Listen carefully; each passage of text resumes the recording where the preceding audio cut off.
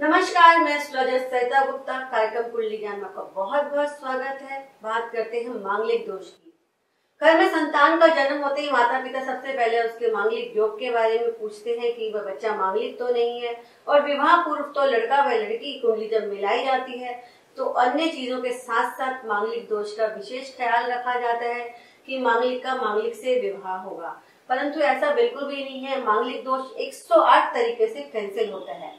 अब ये जानना जरूरी है कि कुंडली में मांगलिक योग क्या हमेशा व्यक्ति को खराब प्रदान करता है या अमंगल करता है।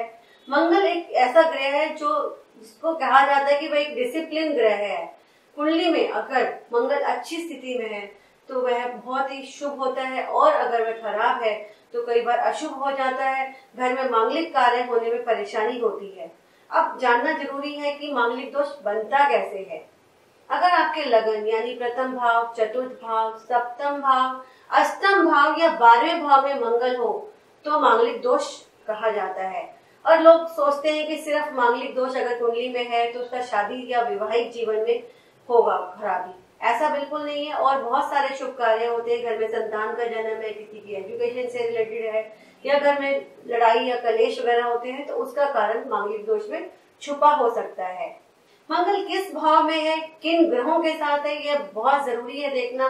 और उसकी युति किन ग्रहों के साथ हो रही है, और उस दोष को देखने के बाद ही पता लगाया जा सकता है कि मांगलिक दोष कितना ज्यादा दुष्प्रभावी है। लगभग 108 स्थितियां कुंडली में ऐसी होती है जिससे अपने आप ही मांगलिक दोष खत्म हो जाता है, लेकिन इनको कोई अच्छा एस्ट्रोलॉजर ही बता सकता है। या यूं भी कहा जा सकता है कि ऐसी स्थिति में कुंडली मांगलिक से विवाह होगा या नहीं होगा। मंगल दोष होने के बावजूद भी लोगों को उस पर कोई प्रभाव नहीं पड़ता, बल्कि वह उनके लिए शुभ हो जाता है। अगर लगन, चतुर्थ, सप्तम, अष्टम या 12वें भाव में मंगल के साथ राहु, केतु, शनि जैसे क्रूर ग्रह बैठे हैं तो गंभीर परिणाम भी देखने को मिल सकते हैं। इसलिए कुंडली के लगन भाव में अगर मंगल है तो ऐसा व्यक्ति गुस्सैल और चिड़चिड़ा होता है, बात बात पे चिड़चिड़ा जाता है। ऐसा व्यक्ति जल्दी में किसी को अपनी ओर आकर्षित नहीं कर पाता।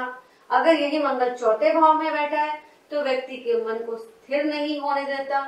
ऐसे व्यक्ति को जमीन और वाहन से संबंधित लेन देन से संबंधित नुकसान उठाना पड़ सकता है। और यही नहीं, चोट लगने की या दुर्घटनाग्रस्त होने की भी आशंका बनी रहती है जब जब उस ग्रह की दशा या स्थिति बनती है। सप्तम भाव में बैठा मंगल आपके आय के स्रोतों में रुकावट पैदा करता है। पार्टनरशिप यानी कि बिजनेस पार्टनर से या जीवन साथी से धोखा भी मिल सकता है। वहीं अगर हम 8वें भाव में बैठे मंगल की बात करें तो मांगलिक दोष ससुराल पक्ष से हमारे संबंधों को मधुर नहीं होने देता। यही नहीं, पैतृक संपत्ति यानी कि दादा और पिता से मिलने वाली संपत्ति में भी बहुत ही अड़चने पैदा करता है। 12वें भाव में बैठा मंगल विदेश यात्रा के योग नहीं बनने देता। यही नहीं, सेक्स लाइफ को भी प्रभावित करता है और जीवन साथी के साथ संबंध स्थापित करने में भी परेशानी होती है और उनका लड़ाई झगड़ा चलता रहता है। अगर आप कुंडली में भी यह मांगलिक दोष है और आपको परेशानियों का सामना करना पड़ रहा है तो ये देखना बहुत जरूरी है कि, और अगर आपको मेडिटेशन करने में भी परेशानी हो रही है तो इसका मतलब है कि 12वें भाव में मंगल है और वहाँ आपका मन एकाग्र नहीं हो पा रहा है और उसमें आपको नुकसान हो रहा है।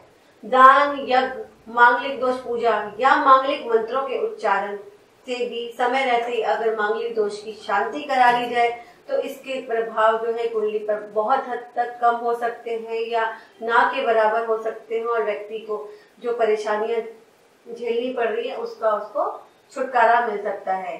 कुछ छोटे छोटे उपाय हैं जिनको करने से मांगलिक दोष से आपको शांति बढ़ सकती है या प्रभावकारी रहेंगे। हनुमान चालीसा व बजरंग बाण का नियमित पाठ करें।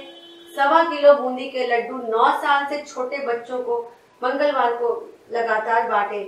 49 दिन तक लगातार लाल चंदन का टीका लगाएं व सोमवार को शिवलिंग पर लाल मसूर की दाल चढ़ाने से भी मांगलिक दोष पे शांति बढ़ती है।